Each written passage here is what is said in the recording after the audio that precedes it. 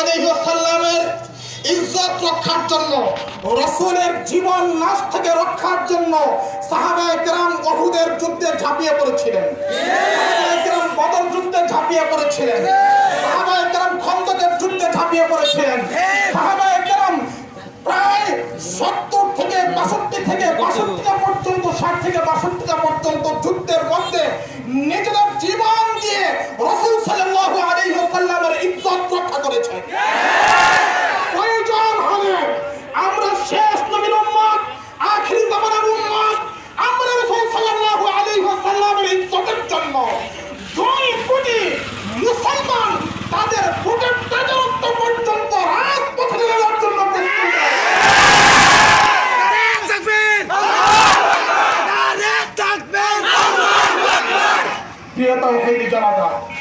আপনাদেরকে আমি একটা জিনিস বলি, ঈমান থাকে কোথায়?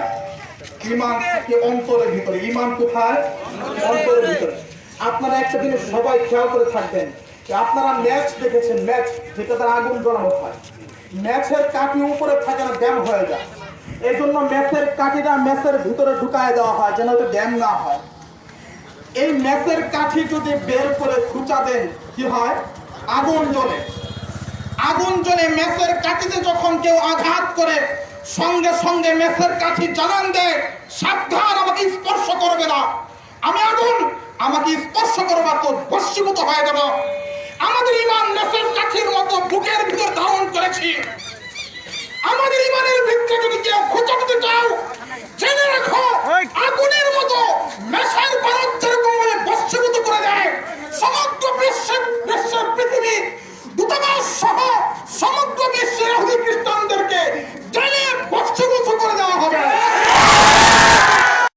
দুনিয়ার মুসলিম, দুনিয়ার মুসলিম।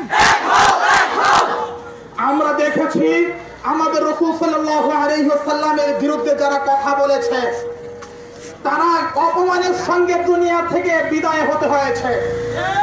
মুসাইলামাতুল কাযযাব আবু বকর সিদ্দিক রাদিয়াল্লাহু তাআলা হাতে হত্যা নিহত হয়েছে। আসওয়াদ আল-আনাসি সাহাবায়ে কেরামদের হাতে নিহত হয়েছে।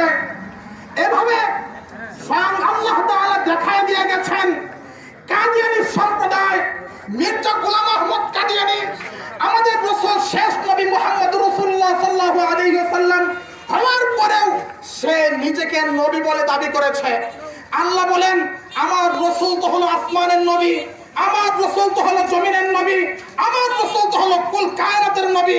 তো তুমি কোন গোলাম আহমদ, মির্জা গোলাম আহমদ কাদিয়ানী, তুমি কোথা থেকে আসলে আমার নবীর ইজ্জতের উপর হামলা করতে চাও?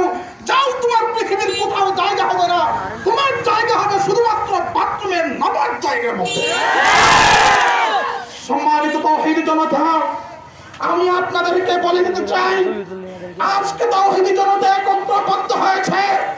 এই একত্রবদ্ধ হওয়া থেকে জাতি শিক্ষা গ্রহণ করো। যদি নবী রাসূল সাল্লাল্লাহু আলাইহি ওয়াসাল্লামের সামনে কেউ যদি বেয়াদবি করে, আমরা রাস্তায় এসেছি, প্রয়োজনে রাস্তায় থাকবো না, রাস্তা থেকে ফ্রান্সের দূতাবাস পর্যন্ত ঘেরাও করব। জন্য আমাদের সকল তাওহীদি জনতাকে একমত এবং ঐক্যবদ্ধ হতে হবে। রাজি আমরা? আমি আজকে এই বিশাল মানববন্ধন থেকে ঘোষণা করছি, আমাদের সরকার বাহাদুরকে আমরা বলবো, আমরা মুসলমান। আমি মুসলমান হতে হলে আমার নিজের জীবনের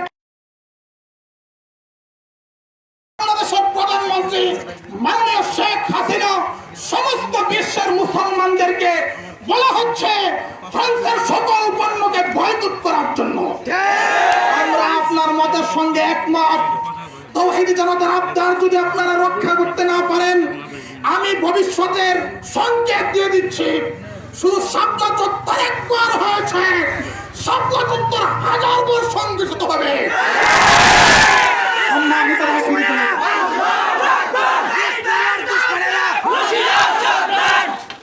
সম্মানিত তাওহীদি জনতা, আমাদের নবীর ইজ্জত আমাদের রক্ষা করতেই হবে, আমাদের নবীর সম্মান আমাদেরকে রক্ষা করতেই হবে। এরপরেও যদি আমাদের বাংলাদেশের মধ্যে, আমি একটা জিনিসের আবেদন করছি এবং এই মানববন্ধন দাবি করছি, সেটা হলো ফ্রান্সে আজকে আমার নবীর ইজ্জতের উপর হানা হয়েছে। রাসূলের ব্যাপারে যদি কেউ কথা বলে, কটূক্তি করে, তাহলে তার শিরোচ্ছেদের বিধান ব্লাসফেমি আইন রয়েছে। আমরা 90% মুসলমানদের দেশ বাংলাদেশ।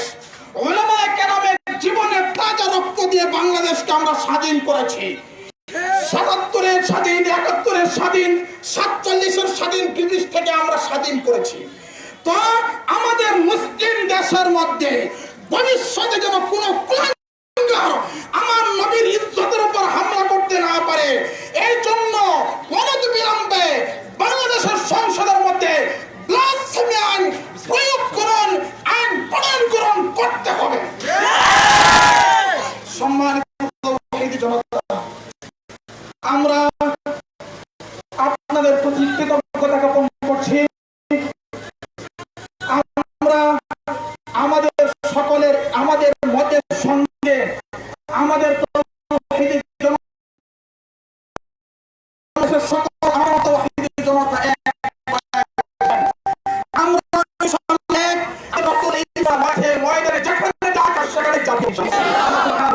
সকলের মনের আকুতিকে কবুল করেন।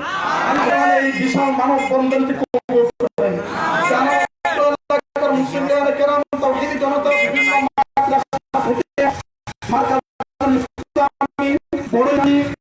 চুনাচক আরো অন্যান্য মাদ্রাসা থেকে অংশগ্রহণ করেছে। আল্লাহ প্রতিক্রিয়া দিতে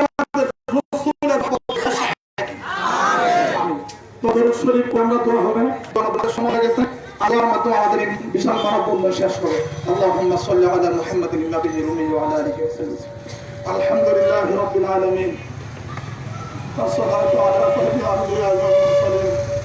ربنا ظلمنا انفسنا وان لم تغفر لنا وترحمنا لنكونن من الخاسرين। يا الله مولا كريم, তোমার দরবারে হাত উঠাইলাম মাওলা। ইয়া আল্লাহ, আমাদের ঈমান মজবুত মাওলা, কিন্তু হাতিয়ার দুর্বল। ইয়া আল্লাহ, আমরা কাছে মাওলা, কিন্তু শত্রু অনেক দূরে, নতুবা শত্রু গর্দান শিরোচ্ছেদ করে দেওয়া হতো। ইয়া আল্লাহ, তুমি আমাদের সকলকে মাওলা তোমার নবী এবং রাসূল, তোমার মুহাব্বত আমাদের অন্তরের ভিতরে ঢেলে দাও। ইয়া আল্লাহ, তুমি আমাদের সকলকে পাক্কা মুমিন মুসলমান বানায় দাও। ইয়া আল্লাহ, আমার রাসূলের শানে যারা কথা বলে, যারা কটূক্তি করে, যারা ব্যঙ্গচিত্র করে, তাদেরকে শেষ পরিণতি আবু জাহেল, ফেরাউন, দাজ্জাল, হামান সহ অন্যান্য কাফির মুশরিকদের মতো তাদেরকে আজীবনের জন্য স্মরণীয় করে দেন। ইয়া আল্লাহ, তাদেরকে আপনি জমিনের মধ্যে বেইজ্জতি করে দেখায় দেন যে আমার রাসূলের বিরুদ্ধে যে কথা বলে তার শেষ পরিণতি তাই হয়। এজন্য আমরা সকলেই আল্লাহ সুবহানাহু ওয়া তাআলা আপনার দরবারে আবেদন করতেছি, আপনি আমাদের সকলের আবেদনকে কবুল করেন। আপনি আমাদের এই বিশাল মানব বন্ধনকে কবুল করেন।